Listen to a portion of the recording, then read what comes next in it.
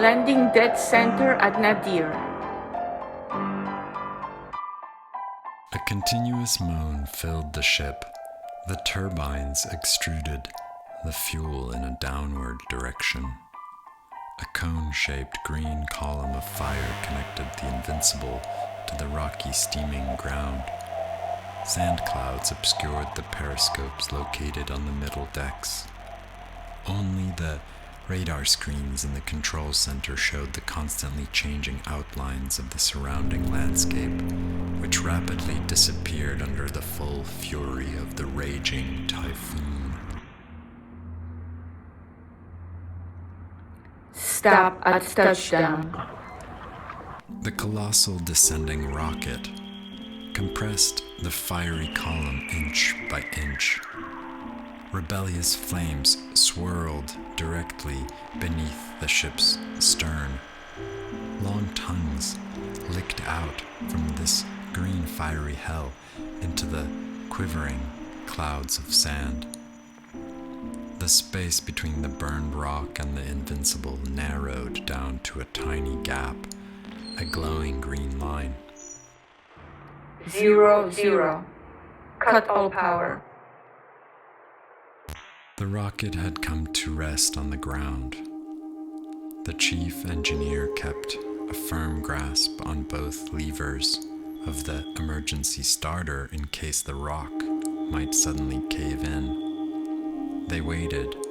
The seconds crept by slowly, painfully. For a while the commander observed the plumb line, but the tiny silvery lamp did not show the slightest deviation to either side. They were silent. The nozzles of the jets that only a short time ago had glowed white with incandescent heat began to contract while cooling off. This was accompanied by a characteristic sound not unlike a hoarse groan. Little by little, the reddish dust clouds that had been hurled into the air several hundred yards high began to drift towards the ground.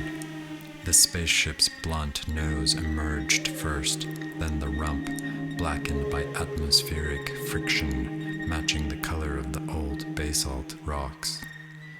But the red sand still whirled around the ship's stem, which now stood firmly on the ground as if welded to the planet's surface.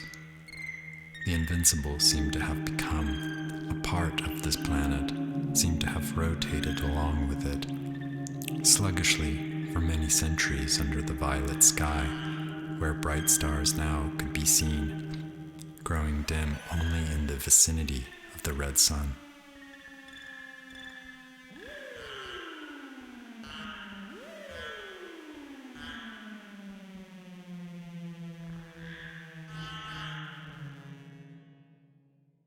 I flew past the island, and slowly, yard by yard, I descended to the level of the eroded peaks.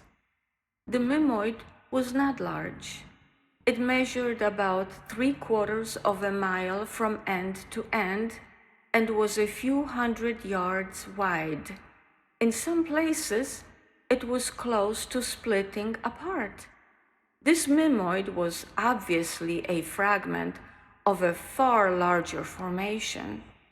On the scale of Solaris, it was only a tiny splinter, weeks or perhaps months old.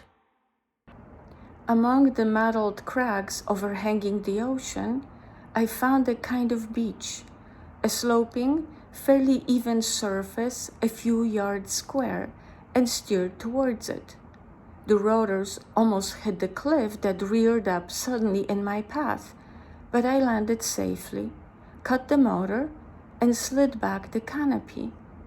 Standing on the fuselage, I made sure that there was no chance of the flitter sliding into the ocean. Waves were licking at the jagged bank about 15 paces away, but the machine rested solidly on its legs, and I jumped to the ground.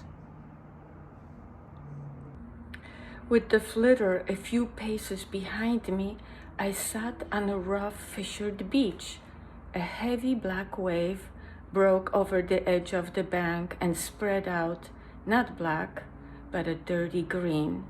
The ebbing wave left viscous streamlets behind, which flowed back, quivering, towards the ocean. I went closer, and when the next wave came, I held out my hand. What followed was a fateful reproduction of a phenomenon which had been analyzed a century before. The wave hesitated, recoiled, then enveloped my hand without touching it, so that a thin covering of air separated my glove inside a cavity which had been fluid a moment previously, and now had a fleshy consistency.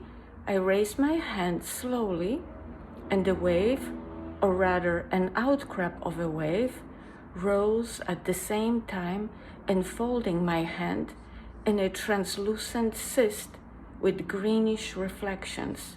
I stood up so as to raise my hand still higher, and the gelatinous substance stretched like a rope but did not break. The main body of the wave remained motionless on the shore, surrounding my feet without touching them, like some strange beast patiently waiting for the experiment to finish. A flower had grown out of the ocean, and its calyx was molded to my fingers. I stepped back. The stem trembled, stirred uncertainly, and fell back into the wave which gathered it and receded.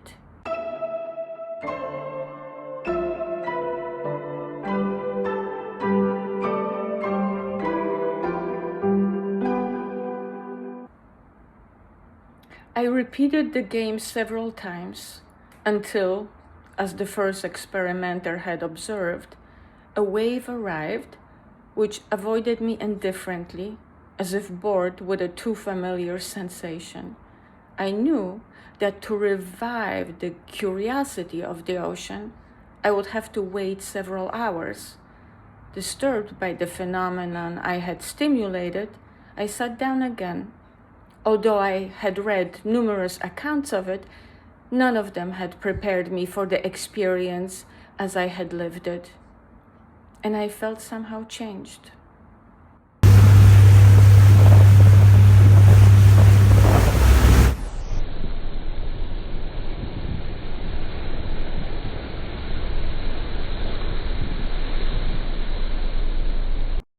In older movements taken together or singly, each of these branches reaching out of the ocean seemed to display a kind of cautious but not feral alertness, a curiosity avid for quick apprehension of a new unexpected form, and regretful at having to retreat, unable to exceed the limits set by a mysterious law.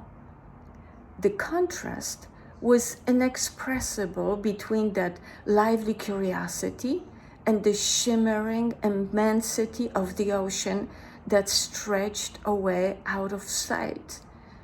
I had never felt its gigantic presence so strongly, or its powerful, changeless silence, or the secret forces that gave the waves the regular rise and fall. I sat unseeing and sank into a universe of inertia, glided down an irresistible slope, and identified myself with the dumb, fluid colossus. It was as if I had forgiven it everything without the slightest effort of word or thought.